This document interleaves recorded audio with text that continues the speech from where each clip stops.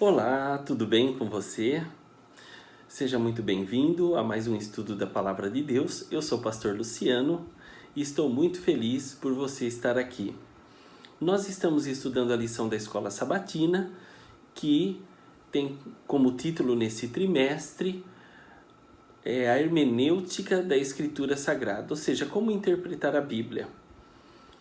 Para quem não sabe, o estudo da lição da Escola Sabatina é um manual que nós temos de estudo direcionado. Cada trimestre, ou nós estudamos um tema, ou então a gente estuda um livro da Bíblia.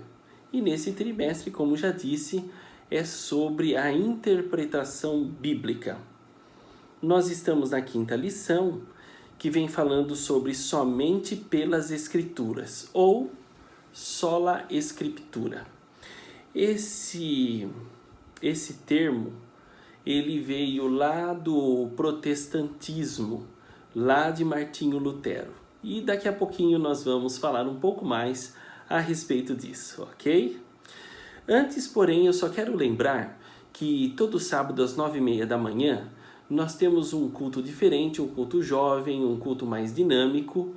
E se você quiser acessar, você pode ir pelo Instagram, @Interação Jovem, ou pelo Twitter, você também pode acompanhar com a hashtag Vem Conosco.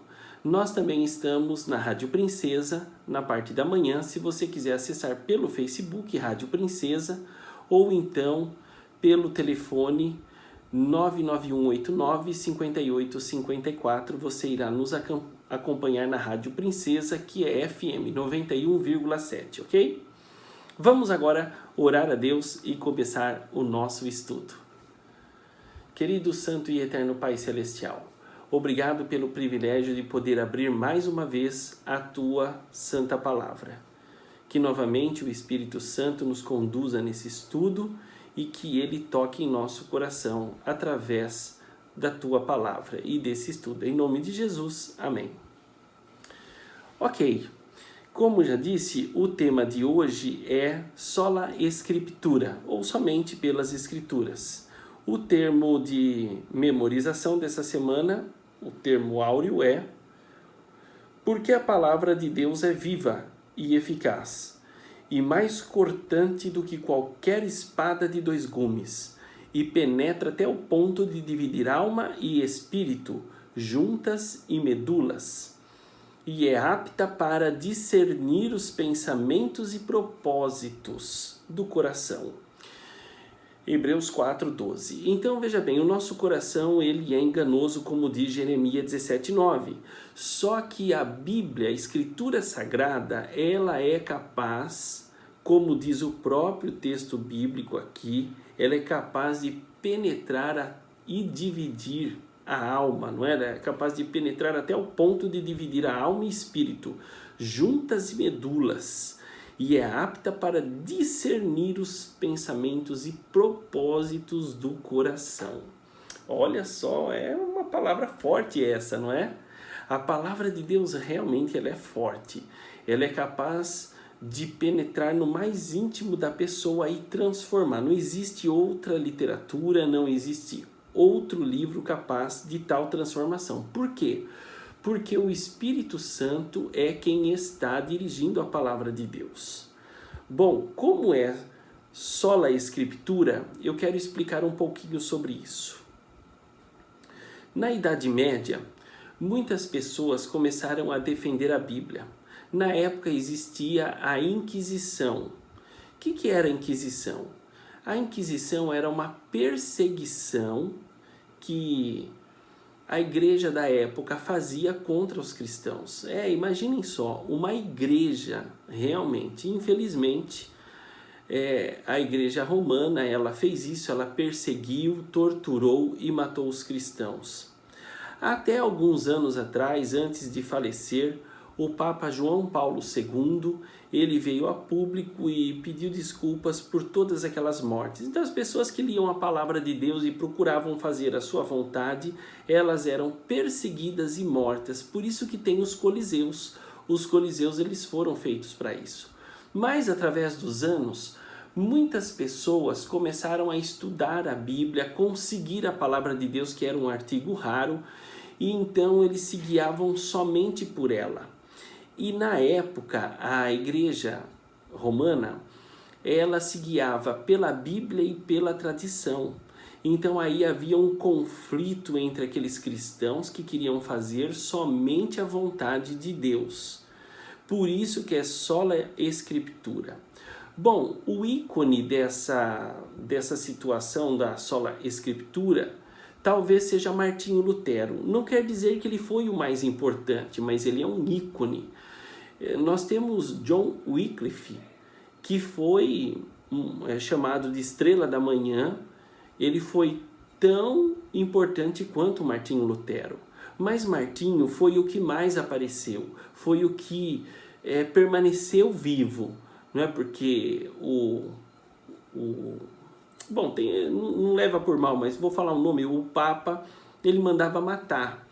Então, ele tentou até matar John Wycliffe, mas a Inglaterra protegeu ele. No caso de Martinho Lutero, ele foi julgado, mas o príncipe da época, da província que ele vivia, mandou sequestrá-lo, porque fatalmente ele seria morto. Então ele manda sequestrar Martinho Lutero e leva ele para o castelo, assim ele preserva a vida desse monge. A vida dele é bastante interessante, vale a pena estudar um pouco a respeito da vida e história. E ele defendia a Bíblia como autoridade máxima para a nossa vida, por isso que é sola escritura. E exatamente isso que nós iremos estudar durante essa semana, que a Escritura, ela é a fé máxima. No que diz a respeito de fé, nós devemos obedecer e seguir totalmente as Escrituras Sagradas. E eu quero ler um ponto aqui que é bastante importante da lição. Diz assim, olha, a Bíblia deu força e autoridade decisivas à Reforma Protestante. Bom, o que é a Reforma Protestante? A Reforma é que, na época, quem dava as cartas era a Igreja Católica e tinha que ser do jeito deles, que era através da tradição e da Bíblia. E Martinho Lutero, ele protestou contra isso. Não somente ele, mas o povo da época protestou contra isso.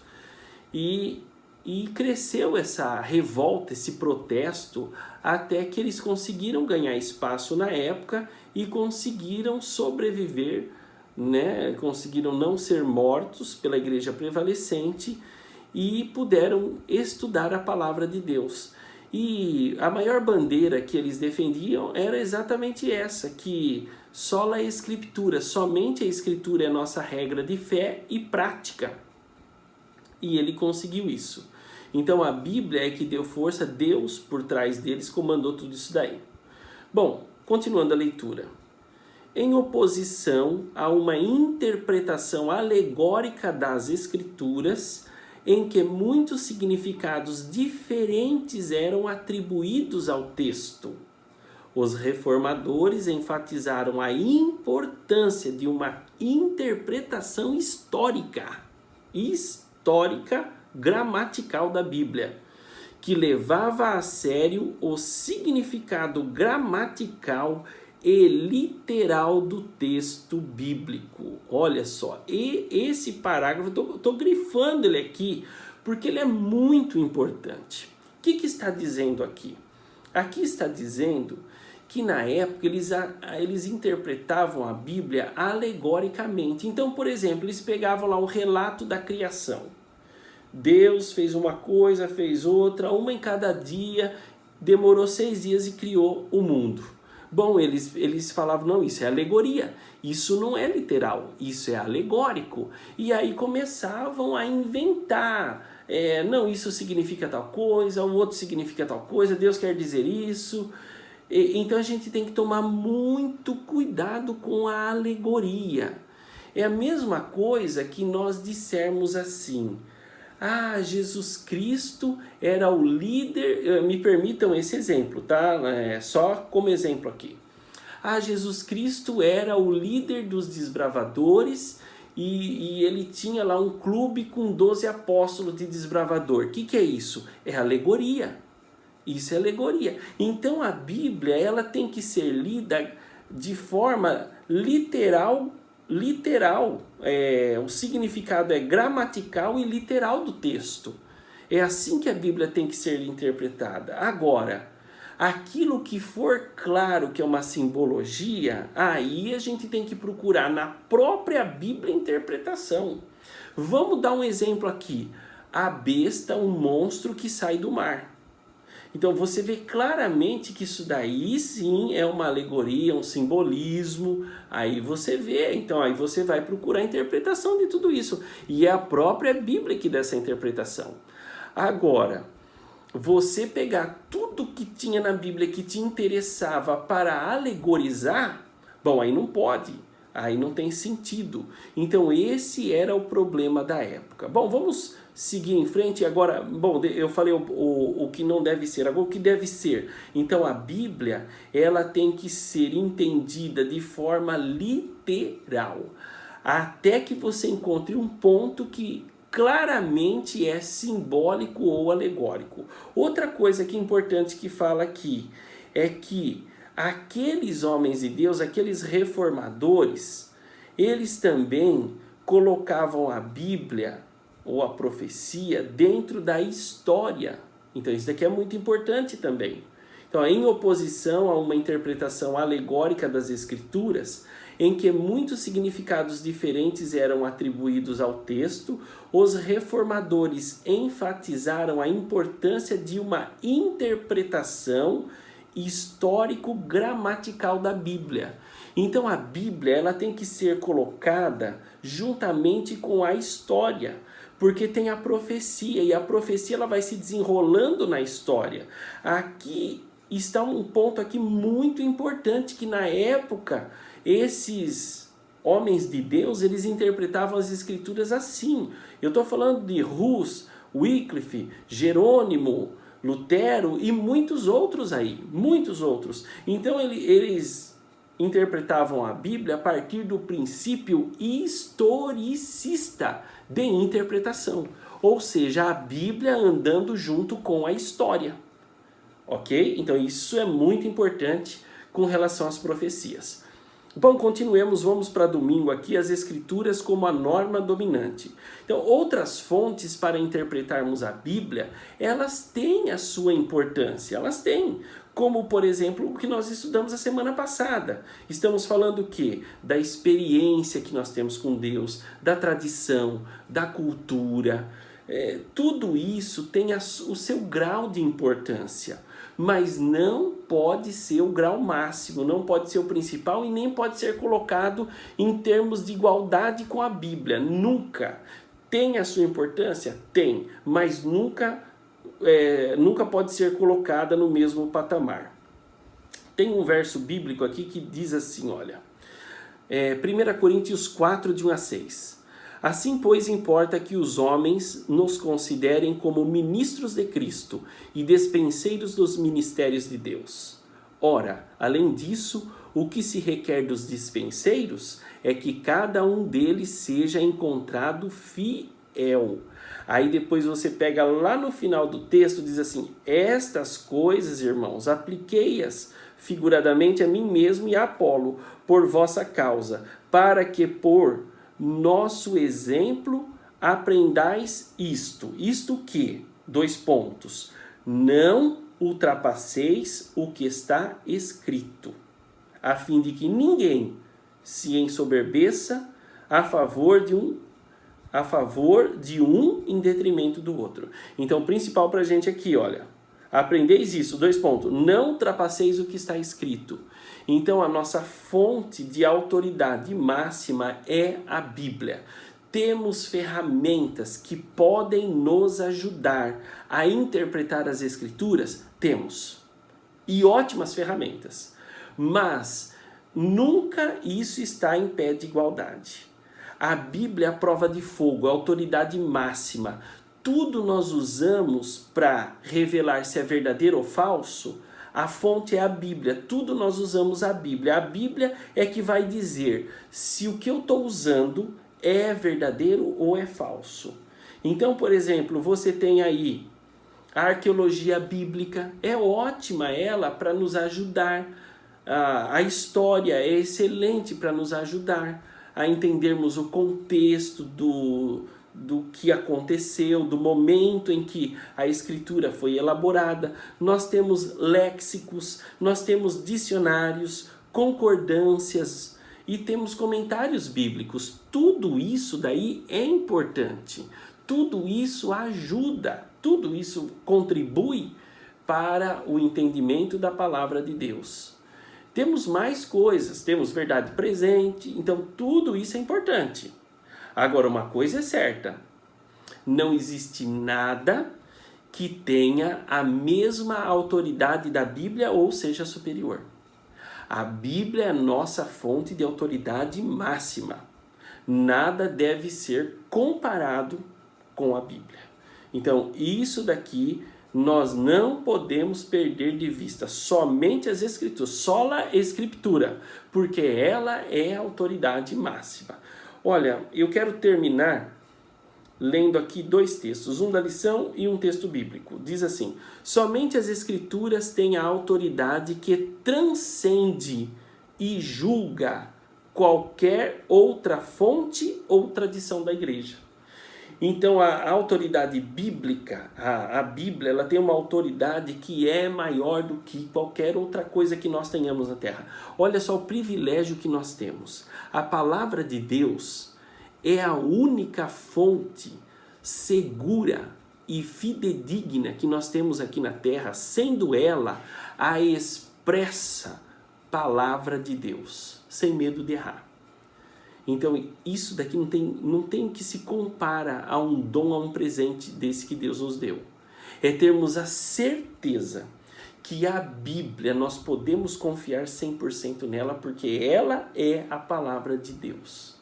Isso é maravilhoso. Bom, termino aqui com o texto que está em Atos, capítulo 17, versos 10 e 11. Diz assim: e logo durante a noite os irmãos vieram a Paulo. Enviaram Paulo e Silas para Bereia. Ali, chegados, dirigiram-se à sinagoga dos judeus. Ora, esses de Bereia eram mais nobres que os de Tessalônica, pois receberam a palavra com toda a avidez, com toda a vida, fervor, examinando as Escrituras todos os dias, para ver se as coisas eram de fato assim. Então, olha, os de Bereia, diz Paulo aqui, eram mais nobres do que os de Tessalônica. Por quê? Porque eles receberam a palavra com alegria e, mais do que isso, eles estudavam a Bíblia todo dia, conferindo se realmente era daquele jeito. É isso que eu quero deixar para você. Não lance mão de uma bênção tão preciosa quanto essa que nós temos, que é a Bíblia. Nossa, a Bíblia nos ensina tantas coisas. Se fosse no passado, eu teria medo, por exemplo, de passar no cemitério à meia-noite. Mas a Bíblia me libertou disso daí. A Bíblia é um farol forte que ilumina, e não só isso, ele liberta as cadeias que nos prendem, os medos desse mundo. A Bíblia é a palavra de Deus e nós devemos estudar todos os dias. É por isso que eu te convido para você estar aqui conosco todos os dias. Muito bem, vamos então orar a Deus e pedir a sua bênção. Feche seus olhos e oremos. Querido Santo e Eterno Pai Celestial, obrigado, porque existe uma fonte segura aqui na terra que é a Tua Palavra, e nela nós podemos confiar 100%. Que a nossa vida seja guiada pela Tua Palavra. Nos oriente, que Teu Santo Espírito nos direcione e dá-nos gosto, alegria e ânimo para lermos a Tua palavra todos os dias da nossa vida. Em nome de Jesus. Amém. Muito bem. Não se esqueça de se inscrever nesse canal. Vai lá, aperta o link que vai estar em azul, se inscreva no canal, a hora que você apertar o link você vai para o meu canal, lá está inscrever-se em vermelho, aperta ali, aperta o sininho, dê um like também para que esse canal ganhe propagação e não deixe de assistir os nossos vídeos, tá bom? Muito bem, quero também fazer um pedido especial, nós estamos com uma sala de estudo durante 3 dias, terça, domingo e quinta-feira. Então, por favor, orem para que Deus continue tocando no coração daqueles que estão estudando a palavra, também através do Zoom comigo, ok? Então, tenham aí uma boa semana, uma semana abençoada e até amanhã para o estudo da palavra de Deus.